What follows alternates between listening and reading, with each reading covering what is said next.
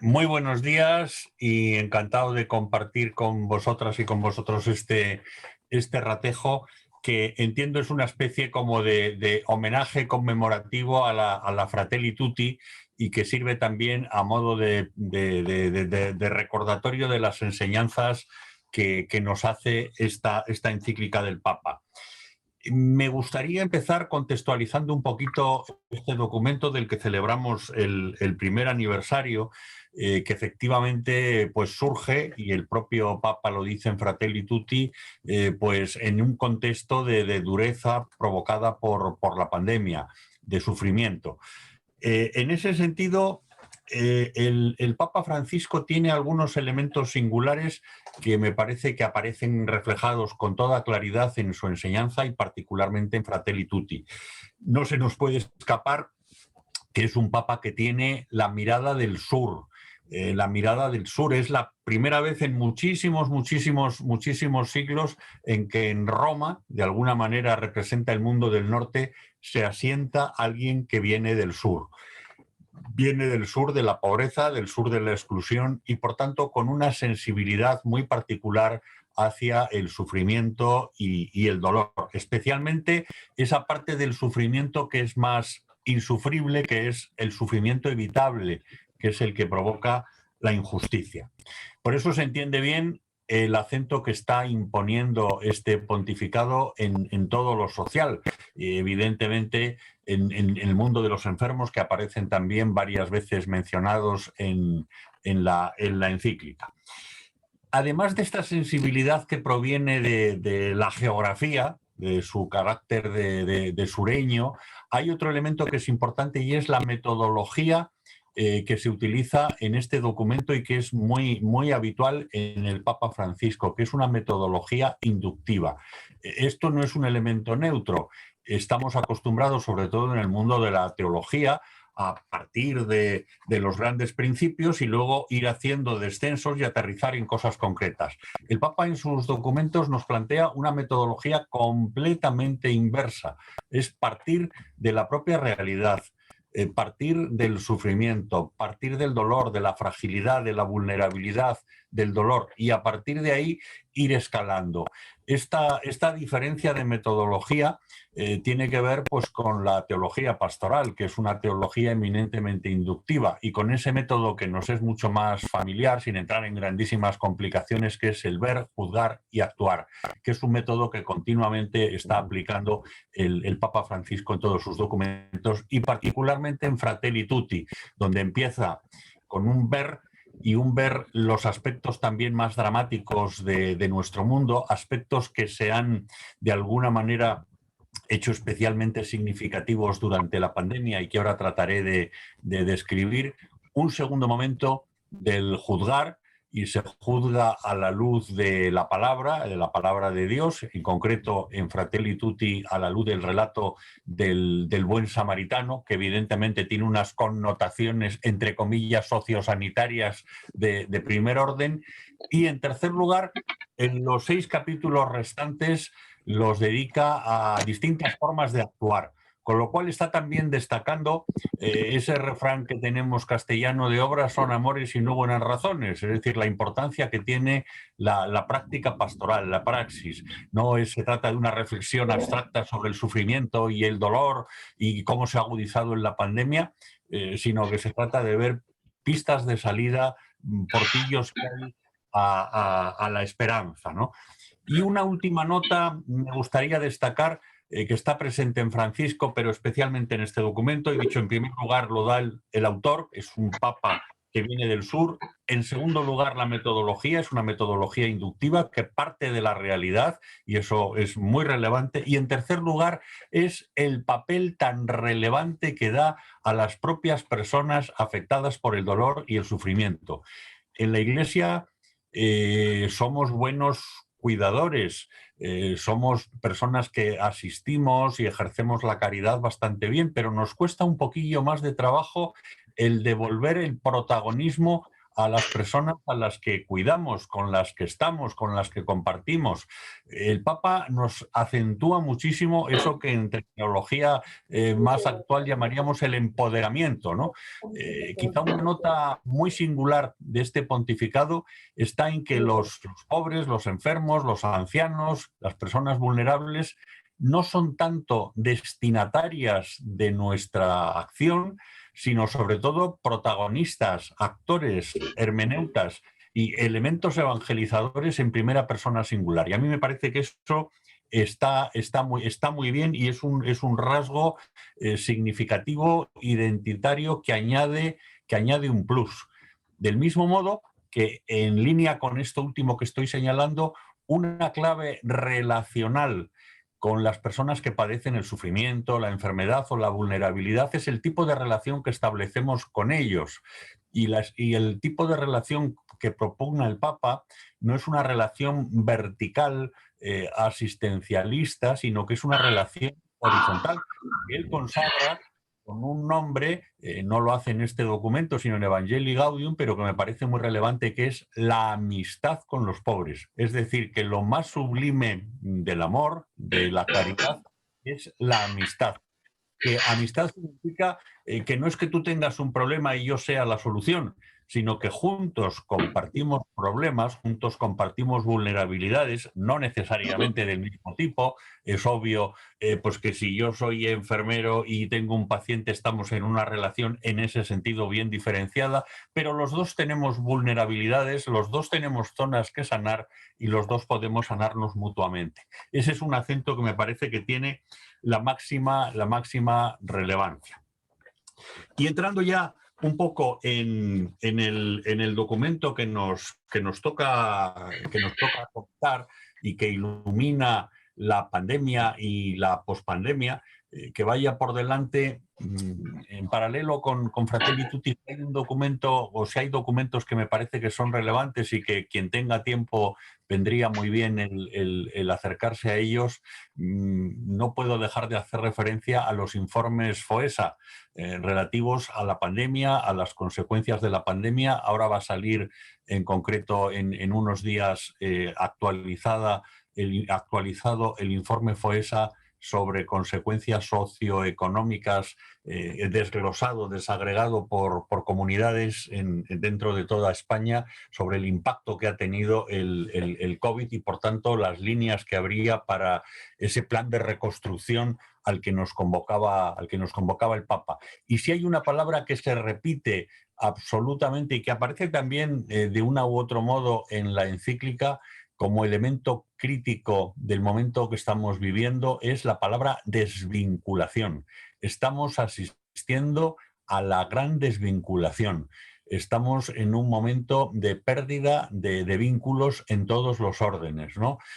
Vínculos históricos, se nos olvida la historia, por tanto hay una quiebra con el pasado, vínculos con el futuro, y el futuro se alimenta de la esperanza, de las posibilidades, sobre todo de las generaciones más jóvenes, de desarrollar sus propios proyectos vitales, y vemos pues las tasas que hay de desempleo, las dificultades de forjar una familia, de abrirse al futuro con ilusión. Eso provoca una gran desvinculación en el tiempo. Estamos también desvinculados en el espacio. El Papa lo dice, y desde el primer momento en Fratelli Tutti asistimos a un mundo donde estamos cada vez más globalizados, pero no necesariamente más hermanos. Aparecen también con intensidad pues distintos ismos identitarios que generan identidades cerradas en formas de localismos, en forma de individualismos, bueno, un montón de ismos que nos desvinculan de los demás y que tienen como consecuencia muy grave el que al diferente, al otro, a la otra, lo vivimos no como alguien que me ayuda a conocer la verdad, que me complementa, sino como enemigo, incluso como adversario. Y eso es una patología social grandísima, ¿no? Por eso uno de los grandes síntomas que tiene nuestra época, y que la COVID-19 todavía ha ahondado más, es en la gran desvinculación. Sin embargo, el Papa no se queda en un análisis de elementos negativos. Me voy metiendo con distintos capítulos haciendo una glosa, no un desarrollo sistemático que sería muy, muy pesado en este momento y por este medio. Pero en el capítulo primero, donde aparecen las sombras de un mundo cerrado, muestra los sueños que se han roto, ¿no? El sueño, primero, el sueño de un progreso ilimitado. El virus, la pandemia, nos ha mostrado que esa idea del progreso, de la confianza ciega en la ciencia, incluso en la propia medicina, pues nos ha visto que todo lo humano tiene los pies de barro, ¿no? Y que realmente estamos vendidos. Unas veces se nos decía una cosa, otras otra. Bueno, ¿qué os voy a contar? Que conocéis perfectamente pues todas las ansiedades y el dramatismo que se ha vivido y se sigue viviendo, ¿no? En los medios sanitarios y la falta de un conocimiento suficiente de lo que está pasando y muchísimo menos de lo que va a pasar, ¿no? Por tanto, la ciencia tiene los pies de barro. Ciertos sueños que había, el sueño de Europa, el sueño de la Unión, el Papa eso le da mucha importancia, lógicamente, porque él proviene de ese medio, de la Unión Latinoamericana, se han quebrado, se han roto. Por otra parte, la política que parecía que era la forma de alcanzar los objetivos que permitiesen mejorar la calidad de vida de todos, también se ha deteriorado muchísimo. Eso lo vemos en nuestro país y en muchos otros sitios. Una política muy, muy, muy polarizada, con un clima de crispación muy intenso, donde se ha sustituido el diálogo por el argumentario y por tratar de aniquilar al que piensa diferente, ¿no? Habla también de una deconstrucción de la historia, de la falta de memoria, por otra parte, de un modelo economicista pues que está generando una uniformidad cultural tremenda, poco respetuosa con la diversidad, la ausencia de proyectos comunes y sobre todo, y esta es un continuo por parte de Francisco, la realidad de la aparición de sectores sociales que llama él descartables, de personas que o no son útiles o no son necesarias o no sirven para nada, ¿no? Y pone los ejemplos de los dos extremos, o pues las personas no nacidas con el drama del aborto, o también los ancianos y la cultura del descarte. Y en medio de ellos, pues ese sector al que no acabamos de colocar en el lugar adecuado, que es el sector de la gente joven, pues que está con un montón de ilusiones, pero que tenemos abocados pues a un futuro absolutamente incierto, ¿no?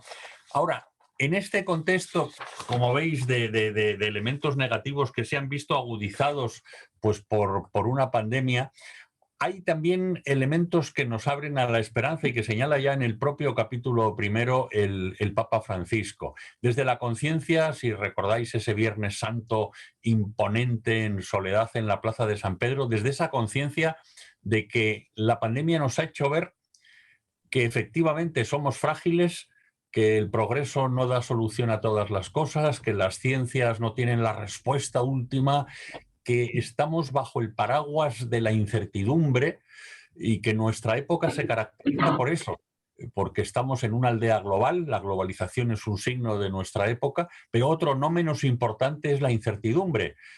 No sabemos qué va a pasar mañana, ¿no? El cambio de siglo se inauguró con los atentados terribles de las Torres Gemelas que han introducido una incertidumbre sobre lo que vendrá en el telediario del día siguiente, y también han introducido otra variable tremendamente peligrosa, que es el miedo al diferente, que es la desconfianza frente al otro, que es el otro vivido no solamente no como hermano, sino como adversario. Y a esto pretende responder Fratelli Tutti. Fratelli Tutti es un canto al amor incondicional, a un amor sin fronteras, a un amor que genere amistad social, a un amor que genere, en definitiva, fraternidad. Y esta fraternidad, sigo en el capítulo primero, no se puede construir sin esperanza, porque es verdad que se nos presentan todas las sombras, sombras también de falta de respeto a los derechos humanos, falta de dignidad en las fronteras, un trato incorrecto, degradante hacia los migrantes, el empeño en el mundo del mundo en construir fronteras, en levantar muros, en poner concertinas, en establecer barreras que nos diferencian de los otros. Sin embargo, quiero llamar poderosamente la atención como después de todo este cuadro de patologías que además se ven agravadas por un virus que viene y que nos genera cantidad de muertos, que genera una situación de aislamiento y de paradoja, porque a veces por querer a los otros tenemos que no quererlos y nos tenemos que bloquear en los besos y en los abrazos, y eso nos hace sentirnos tremendamente raros.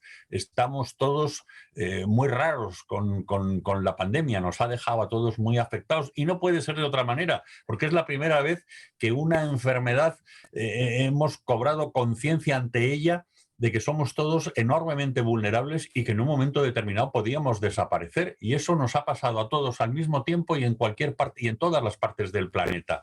Con lo cual es normal que estemos raros.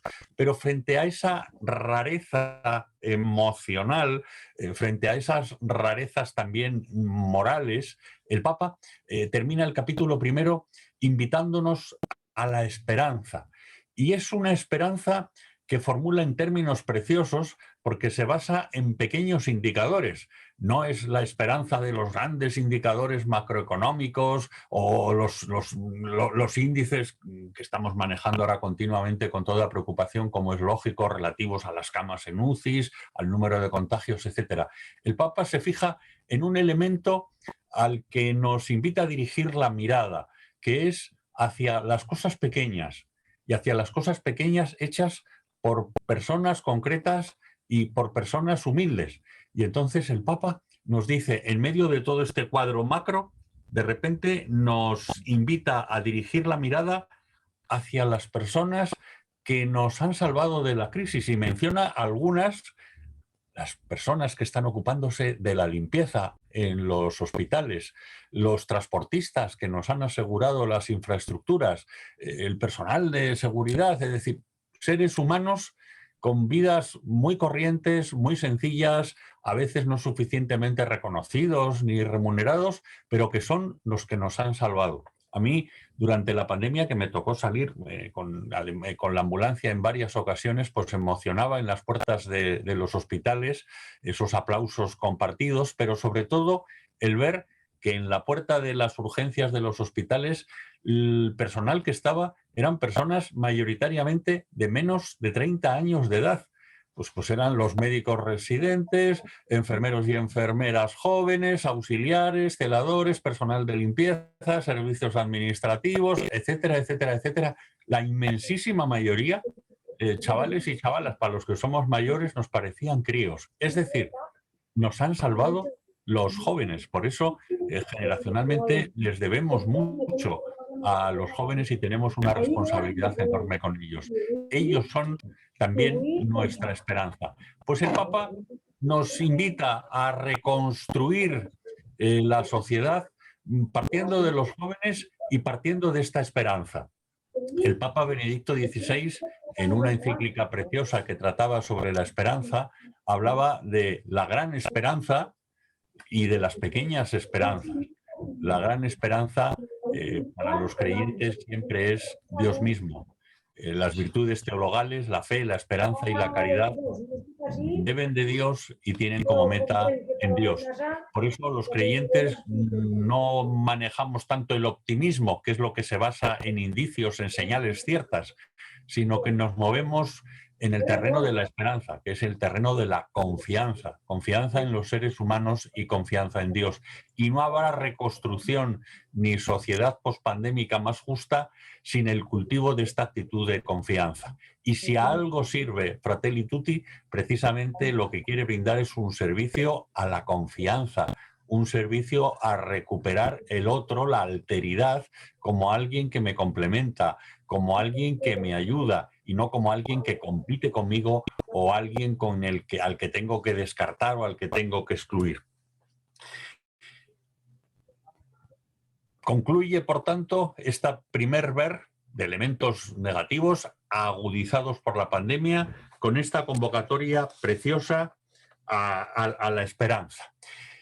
Y segundo momento, ya he dicho que la metodología que tiene Fratelli Tutti y el Papa Francisco es inductiva, es ver, juzgar y actuar. Pues después de un ver que podría abrumarnos un poco por la cantidad de carga de cosas negativas que tiene, apunta con ese destello de esperanza, invitándonos a mirar las cosas chiquitas, las personas que a veces no valoramos, que no cuentan, pero que son básicas para sacar adelante una sociedad y para sacarnos adelante a todos, ¿no?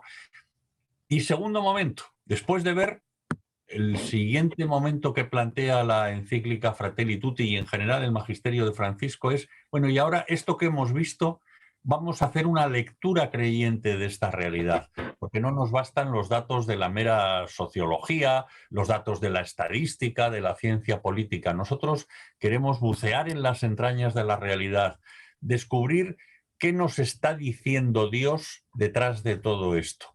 ¿Qué hay detrás de la pandemia que podamos aprender en clave creyente? ¿Qué hay detrás de las respuestas que hemos dado, de sus insuficiencias y también de sus actos altruistas, generosos y muchas veces heroicos? Pues a esto dedica el momento segundo. Y para iluminar esta realidad nos propone un texto del Evangelio, y un texto del Evangelio que conocéis perfectamente, que es el texto del Buen Samaritano. Este segundo capítulo, para comentar, es un comentario, una glosa al relato del Buen Samaritano, lo llama, no por casualidad, un extraño en el camino.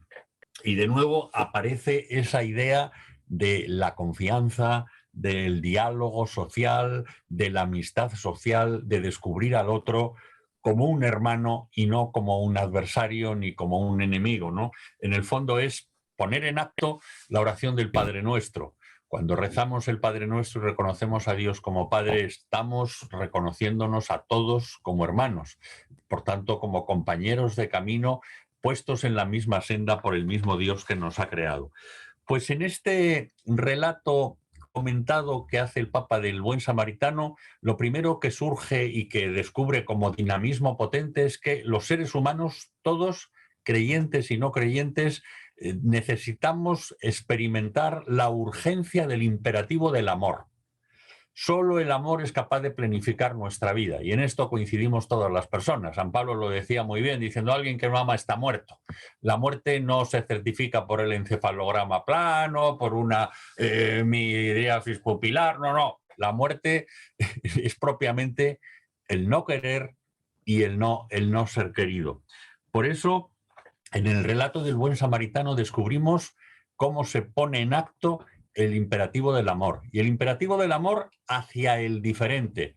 El imperativo del amor hacia el que personas religiosas, como eran el levita y el sacerdote, pues con excusas perfectamente racionales, súper legítimas, sin embargo, obvian lo esencial, que es el romper la agenda y pararse y detenerse a aliviar el sufrimiento de quien estaba apaleado al borde del camino. Por eso, con una técnica muy jesuítica, muy propia de los ejercicios ignacianos, el Papa nos va invitando a colocarnos en el papel de los distintos personajes, del levita, del sacerdote, del samaritano, del apaleado. Y a mí lo que me llama más la atención es la contundencia con la que dice: salteadores no son solo aquellos que apalearon y se apropiaron de los bienes del caído.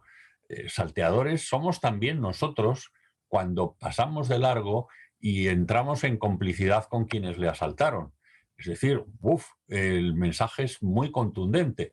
Es decir, ojo, porque podemos apalear por acción, pero también podemos apalear por omisión. Y es una llamada apremiante, fortísima, a vivir la fraternidad, no como un postulado de la razón teórica que se nos llene la boca con él, sino a aterrizarlo en actitudes concretas de acción, de auxilio y de apoyo a las personas que sufren. ¿Qué os voy a contar a vosotras que estáis diariamente pues trabajando con el sufrimiento de las personas, de los enfermos, de personas que están en situación de vulnerabilidad, y la importancia que tiene esa cascada de verbos de cuidado que destaca el evangelista Lucas cuando nos cuenta lo que hizo el samaritano, ¿no? Que primero miró.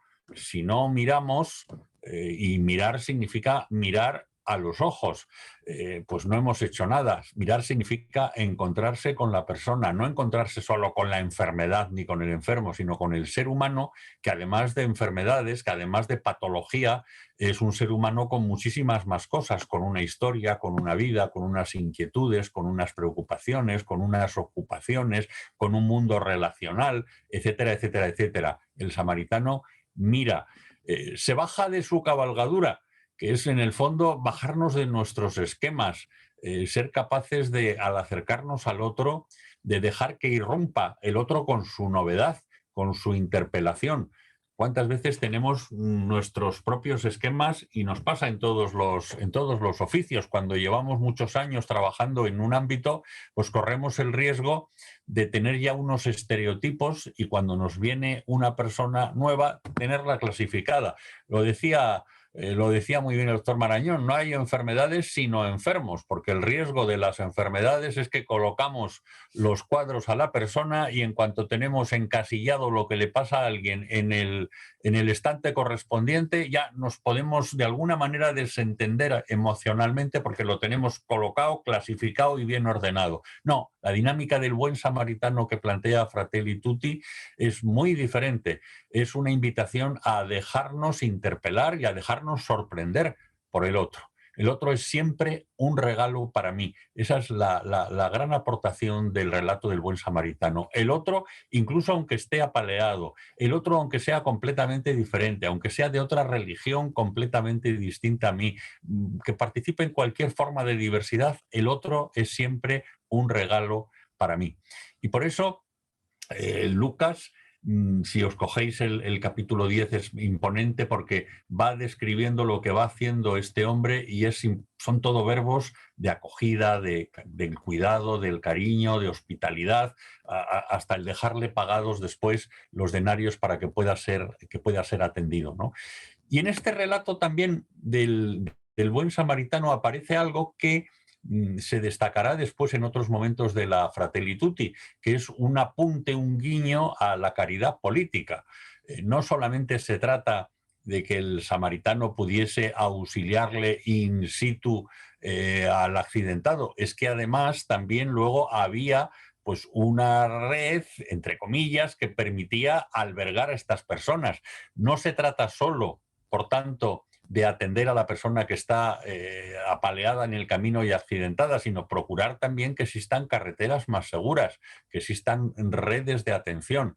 Esto tiene que ver mucho con algo que desarrollará después en el actuar, cuando nos habla de que si bien es caridad el ayudar a un anciano a cruzar un río, también es caridad, y es una forma sublime de caridad, el que haya políticos que construyan puentes para que no tenga que haber ancianos que se ven en situaciones de vulnerabilidad. En eso me parece magistral ese componente que hace Fratelli Tutti entre lo que es el nivel de la atención personal, que no podemos renunciar a él, y lo que es el elemento también de transformación de las estructuras, de justicia social. Esto aparece, a mí me gusta mucho un texto del profeta Isaías, de los siervos del profeta Isaías, de los cánticos del siervo, cuando dice, la caña cascada no la quebrará, el pábilo vacilante no lo apagará. Es la ética del mimo, del cuidado, de la delicadeza, del cariño, de la ternura, que no es ñoñería en absoluto, porque enseguida, y unos cuantos parrafitos más abajo, dice, y no cesará hasta implantar el derecho y la justicia en toda la tierra. Pues bien, Fratelli Tutti es una invitación a la fraternidad que tenga en cuenta estas dos dimensiones y no habrá reconstrucción de la sociedad después de la pandemia en la medida en que no se trabajen dos dimensiones fundamentales. Uno, la de la ética personal, de la ternura, el cariño, la delicadeza, la empatía, la compasión, y la otra, la ética de la justicia, la ética de asegurar los derechos humanos, la ética del respeto a la diversidad, la ética que supone una visión no solo localista de los derechos, sino una visión que tiene que ver con la gobernanza a nivel planetario y con la defensa de los derechos en todas las partes del planeta, ¿no? Bueno, como veis, este segundo momento de lectura creyente desde la clave del buen samaritano da muchísima materia de reflexión, pero aún infinitamente más ideas nos dan simplemente por el espacio que ocupa. Un capítulo se dedica al ver, un capítulo se dedica al juzgar y luego 6 capítulos se dedican a lo que podríamos llamar perfectamente al actuar. En ese sentido, el capítulo 3 nos habla de pensar y gestar un mundo abierto.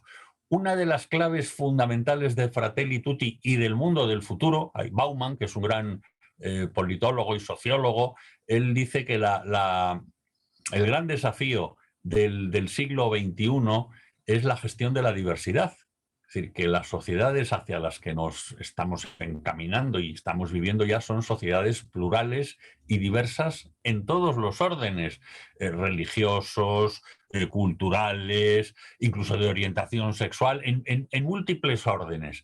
Y ser capaces de gestionar la diversidad con racionalidad, con equilibrio, buscando el bien común, la justicia social, el respeto de los derechos para todos, es el gran desafío que tenemos en el siglo XXI. En ese sentido, el Papa lo que plantea en Fratelli Tutti es que hay 2 formas de colocarse. Este es un elemento transversal en toda la encíclica.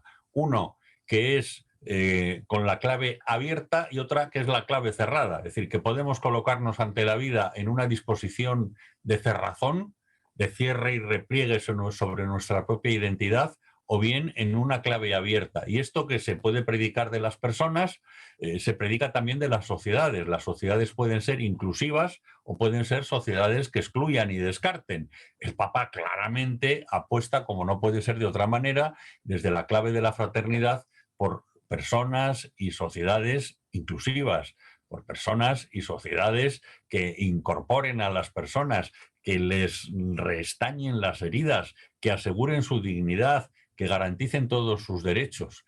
Y por eso ve un riesgo enorme en la dimensión de la exageración de los rasgos identitarios. Cuando nos centramos muchísimo en quiénes somos, no queremos contaminarnos con nadie, corremos el gravísimo peligro de replegarnos sobre nosotros mismos y acabar asfixiándonos. El Papa habla de que cuando levantamos murallas y murallas y murallas, al final quedamos prisioneros de nuestras propias murallas.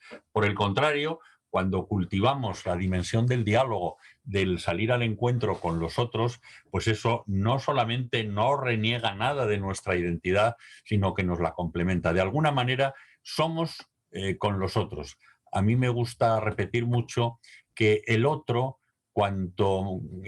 con el otro, cuanto más otro sea, más me permite acceder a la experiencia del encuentro con el totalmente otro y más me permite ser yo mismo. Es decir, que el encuentro con el diferente no solamente no quebranta ninguna identidad, mucho menos la identidad cristiana, sino que al revés, es su último fundamento y es lo que la asegura. Por tanto, no podemos, no debemos, no tenemos que tener miedo a la diferencia y a encontrarnos con personas que piensan de distinta manera, que sienten de diferente manera, que son distintos a nosotros. Tenemos que generar sociedades abiertas e inclusivas. Ese es el gran desafío fijaros los 2 órdenes que pone el Papa. Pensar, el título se llama Pensar y Gestar. Primero, porque tenemos que tenerlo claro en la cabeza. El Papa dedica, ya he dicho, 6 capítulos a qué hay que hacer, pero es plenamente consciente de que una buena praxis necesita también una buena teoría. Por eso, antes de gestar un mundo abierto, dice, ojo, pensemos, reflexionemos, necesitamos darle vueltas, tener incluso modelos teóricos importantes, formulados convenientemente para ser capaces luego de desarrollar en la práctica. No se trata simplemente de la acción por la acción, sino de una acción reflexionada. Y cuando se trata del amor universal, pues todavía esto es una exigencia mucho más importante. En el capítulo 4 sigue destacando esta misma idea y nos habla de un corazón abierto al mundo entero. Nos plantea un dicho en clave de pandemia, diríamos, lo estamos viendo claramente. Esta pandemia nos ha mostrado que no existen soluciones parciales, que no existen soluciones nacionales, que los virus no conocen leyes de extranjería y que ya nos podemos poner como queramos, que mientras que no logremos que el mundo entero tenga una calidad de vida y por tanto que, por ejemplo, que las personas puedan vacunarse con el mismo porcentaje en el mundo del norte que en el mundo del sur, no habrá freno a la pandemia, pues porque los virus van a pasar de un sitio a otro porque no conocen de pasaportes, de leyes de extranjería, ni de muros, ni de concertinas, ni de restricciones a la movilidad humana. Esto quiere decir, y es uno de los signos de los tiempos y por tanto una clave de reconstrucción social pospandemia, que tenemos que lograr la universalización de los derechos, que tenemos que conseguir pensar ya no en clave local, no en clave nacional, no en clave egoísta, sino desde la clave sistema mundo. Y en este capítulo cuarto, cuando habla de un corazón, acentuando la dimensión afectiva, emocional, empática, compasiva, pero tiene que estar abierto no a los míos, sino al mundo entero. Al comienzo de Fratelli Tutti dice el Papa que una de las grandes novedades del Evangelio es que mientras que el pueblo judío sentía compasión y tal, y en las tradiciones bíblicas del Antiguo Testamento, en muchas de ellas había siempre compasión hacia el sufrimiento que se producía entre los míos o entre los nuestros, el desafío de un corazón abierto al mundo entero es precisamente el construir un nosotros tan ancho como el mundo. Y desde luego la pandemia y los desafíos que tenemos de movilidad humana, de gestión de diversidad, de injusticia estructural, de hambruna en el mundo, de falta de garantía de derecho a la salud y de acceso al mismo en todas las partes, solo se logrará pensando en el sistema mundo. Y por primera vez en la historia, la aldea global nos está permitiendo el que nos acerquemos a ello. Tiene muchas contradicciones y tiene muchas paradojas esta aldea global, pero, pero supone una gran oportunidad para construir un mundo fraterno, para construir un mundo más justo en todas las partes del planeta. Y la pandemia ha sido un recordatorio de que en la medida en que no lo hagamos, acabaremos pagando todos las consecuencias. Local y universal están las dos cosas por primera vez probablemente en la historia vinculadas de una manera novedosa y muy singular. Todo esto es imposible sin la acción política. Por eso en esta tarea de reconstrucción en la sociedad post-COVID, la política tiene un protagonismo fundamental. Esa política que se estaba desprestigiando y que sigue lamentablemente desprestigiándose, tenemos que ponerla en valor. Tenemos que poner en valor la política. Es decir, si la política se desprecia, como está ocurriendo con el repliegue de las nuevas generaciones, con el repliegue de los pobres, el informe FOESA último, pues habla de que la población que está en situación de exclusión social se ha inhibido, es decir, no vota. Y esto es peligrosísimo, porque si los pobres dejan de votar, los partidos políticos dejarán de tener en las agendas preocupación por los pobres porque, lamentablemente, y esto es un dato de realismo, los partidos se mueven por la captación de votantes. Si resulta que los pobres no votan, los pobres van a interesar todavía muchísimo menos que interesaba. De ahí esa clave del Papa continuamente de el empoderamiento de los pobres, de devolverlos protagonistas y de hacernos actores, hermeneutas y actores políticos también de sus propios destinos, como repite continuamente el Papa cuando se ha reunido con los movimientos sociales, ¿no? Los que reivindican las 3 Ts, la tierra, el trabajo y el techo. Pues bien, en este capítulo de la mejor política, el Papa hace una reivindicación de la política con mayúsculas, no de la política más abuelo raso, sino de una política que busca el bien común y la justicia social. Y habla de los políticos y de los movimientos sociales con un lenguaje muy bonito. Habla de que son los poetas sociales, son aquellos que pueden construir el mundo de los sueños que necesitamos y que necesita personas comprometidas con lo público. Estamos teniendo una experiencia aquí en Madrid muy bonita, que empezamos en la pandemia, precisamente a raíz de la invitación del Papa para hacer un plan de reconstrucción, de juntar a cristianos políticos de todos los pelajes.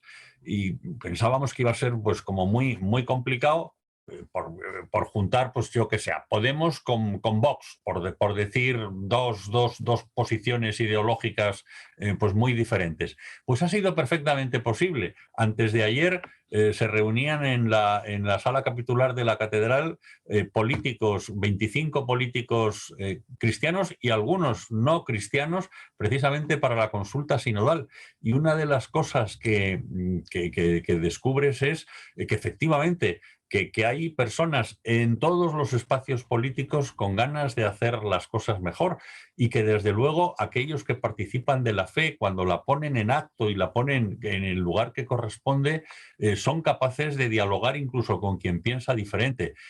A mí me resultó, yo he tenido la suerte de participar en bastante de estos encuentros. Tenemos uno con cerca de 400 políticos de todo el mundo que se produce online y te sorprende ver el clima de fraternidad, es decir, que esto no es una utopía, que existe, y yo lo he visto, entre políticos cristianos, pues de Vox y de Podemos, que pueden perfectamente no solamente dialogar como personas, sino tener posiciones muy cercanas en cuestiones que tienen que ver con el sufrimiento humano, ¿no? Desde esa constatación de que el gran desafío que tenemos por delante es cómo aliviar el sufrimiento y especialmente el sufrimiento evitable. Sigo avanzando para dejar luego un poquito y trato de poner un poquito el acelerador para dejar el tiempo y acabar en just in time. El capítulo 6 trata del diálogo y la amistad social. Y aquí hay una preocupación por la verdad.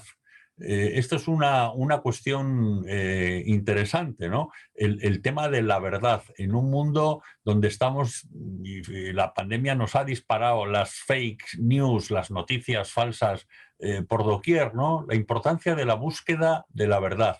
Una búsqueda de la verdad que no se negocia. Es decir, una cosa es llegar a acuerdos, llegar a consensos, y otra cosa es la negociación de la verdad, ¿no? El Papa lo que pide es que a la hora de llegar a acuerdos, y los acuerdos siempre significa que tiene que haber una dinámica de cesiones mutuas, y eso no es malo, pero que no suponga la relativización de la verdad, ¿no? En política lo malo no son los acuerdos, lo malo son los trapicheos. Eso es otra cosa. Es decir, el diálogo, los pactos son muy saludables y es imposible un pacto si no hay una pérdida de alguna parte de interés que tengo yo en el asunto que estoy dialogando. Pero eso es distinto de la negociación y muy distinto también de lo que puede ser el trapicheo, ¿no? En este capítulo a mí me llama la atención que el Papa reivindique junto con virtudes grandes, fraternidad, justicia, solidaridad, que nos hable al final de la necesidad de recuperar la amabilidad. Las virtudes chiquitas, ¿no? Estas que San Pablo en los Colosenses nos coloca en muchos momentos, ¿no? La paciencia, la ternura, la comprensión, la amabilidad, porque las virtudes grandes, sin las virtudes chiquitas, probablemente no puedan sobrevivir.